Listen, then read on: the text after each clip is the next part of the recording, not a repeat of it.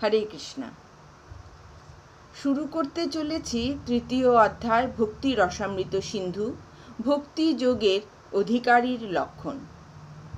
পূর্ণরূপে ভগবদ্ভক্তি পরায়ণ মহাত্মার সঙ্গের প্রভাবে শ্রীকৃষ্ণের প্রতি কিঞ্চিত রুচির উন্মেষ হতে পারে, কিন্তু সেই সঙ্গে সকাম কর্ম এবং জড় ইন্দ্রিয় সুখ ভোগের প্রতি আসক্তি থাকলে বিভিন্ন রকমের তপশ্চর্যা এবং ত্যাগের প্রতি অনাসক্তি দেখা দেয়।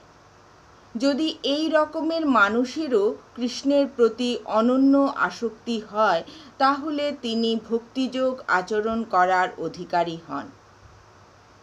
শুদ্ধ ভক্তের সংসর্গে কৃষ্ণ ভাবনার প্রতি এই রকম আকর্ষণ পরম সৌভাগ্যসূচক। শ্রীকৃষ্ণ চৈতন্য মহাপ্রভু বলে গেছেন, গুরু কৃষ্ণ প্রসাদে পায় ভক্তিলতা বীজ। অর্থাৎ কোনো মহাভাগ্যবান জীবই কেবল সদ্গুরু এবং শ্রীকৃষ্ণের কৃপায় ভক্তিরূপ লতার বীজ প্রাপ্ত হন। এই সম্পর্কে শ্রীকৃষ্ণ শ্রীমদ্ ভগবতে উদ্ধবকে বলছেন, হে উদ্ধব, দুর্লভ সৌভাগ্যের প্রভাবেই শুধু মানুষ আমার প্রতি আকৃষ্ট হয়।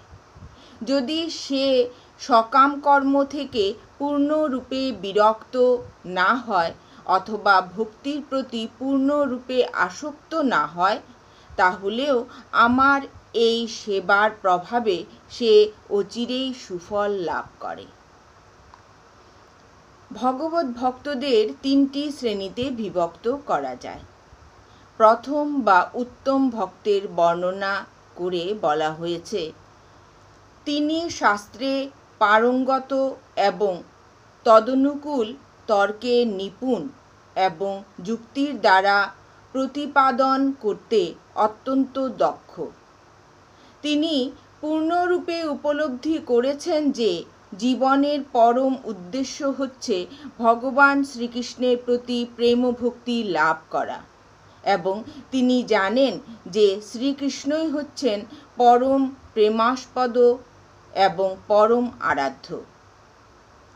উত্তম ভক্ত তিনিই হতে পারেন যিনি সদ্গুরুর তত্ত্বাবধানে ঐকান্তিক দৃঢ়তার সঙ্গে বিধি নিষেধের অনুশীলন করেছেন এবং শাস্ত্রের নির্দেশ অনুসারে তার সমস্ত আদেশ যথাযথভাবে পালন করেছেন।